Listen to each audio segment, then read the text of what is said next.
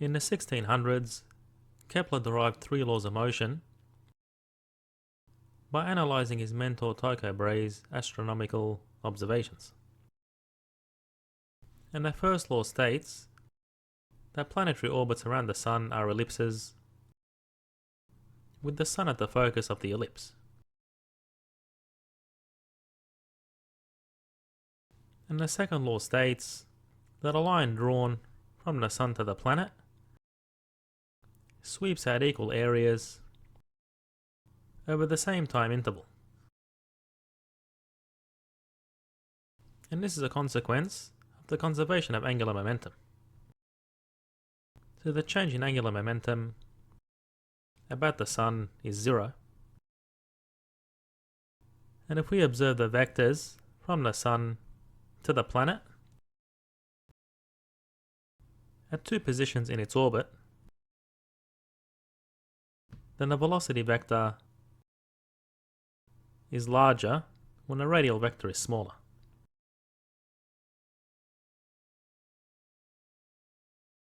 And applying the conservation of angular momentum about the Sun between these 2 points, we have the following expression,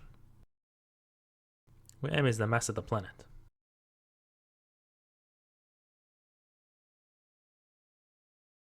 So when the radius is smaller, the velocity is larger, and vice versa. Now the third law states that the square of the period of the orbit is proportional to the cube of the length of the semi-major axes, where their ratio is constant.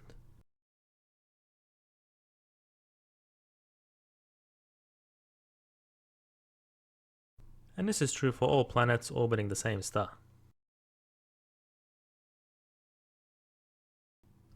Suppose we have a satellite orbiting the Earth along a circular path.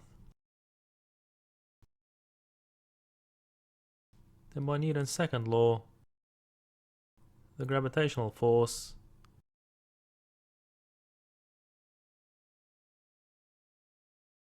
provides the centripetal acceleration, and therefore we can write the speed of the satellite as follows.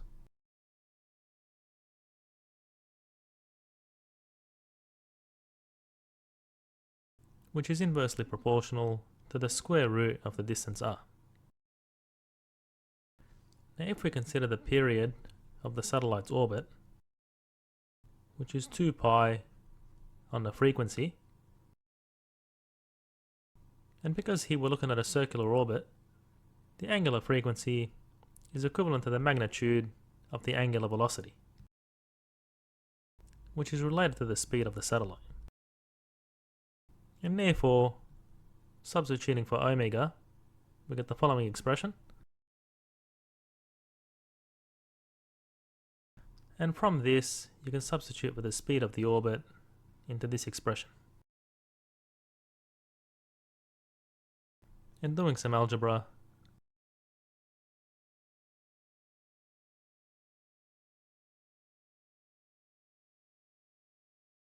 which gives the following result.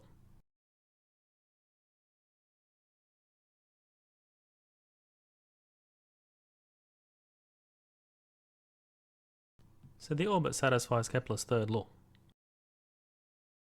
Now rearranging this equation, we can obtain an expression for r.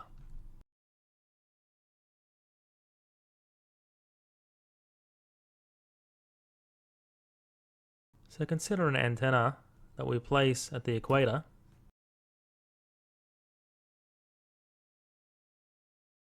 Well, we can ensure that this antenna always faces the satellite by synchronizing the satellite's orbit with the rotation of the Earth, which is what we call a geosynchronous orbit.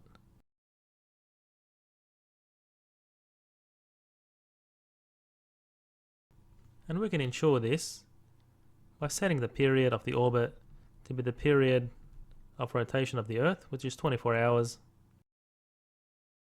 And then knowing r, we can find the altitude of the satellite above the Earth's surface by subtracting the radius of the Earth.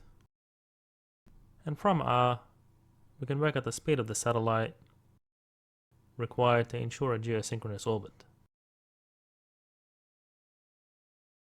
Here is an example of astronomical data that Kepler used to prove his third law, which states that the ratio of the period squared of an orbit to the cube of the length of the semi-major axes is constant for planets orbiting the same star. So in this case, the planets are orbiting the Sun. And here we have units of days for the period and astronomical units for the lengths of the semi-major axes of the elliptical orbits of the planets, using the Earth as the reference. So one astronomical unit is 150 million kilometers. And Newton would later use these observations to show that the gravitational force is inversely proportional to the square of the radial distance from the planet to the Sun.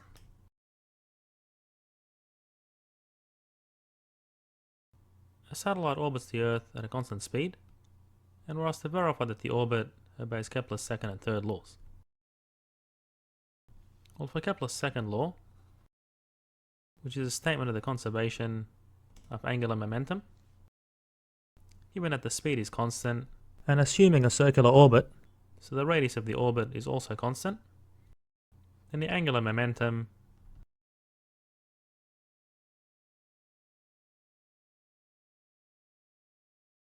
is also constant. And that's Kepler's second law. Now for Kepler's third law, we're going to apply Newton's second law, which says that the gravitational force exerted on a satellite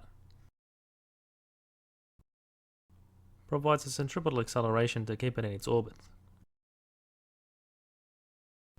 And recall that the period of the orbit is 2 pi on the angular frequency, where the angular frequency is equivalent to the magnitude of the angular velocity because it's a circular orbit. And the angular velocity is related to the speed of the satellite. So we can rewrite the period as follows.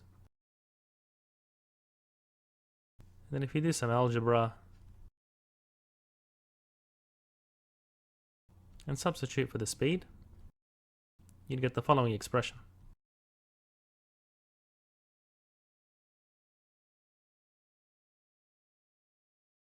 Where me is the mass of the Earth.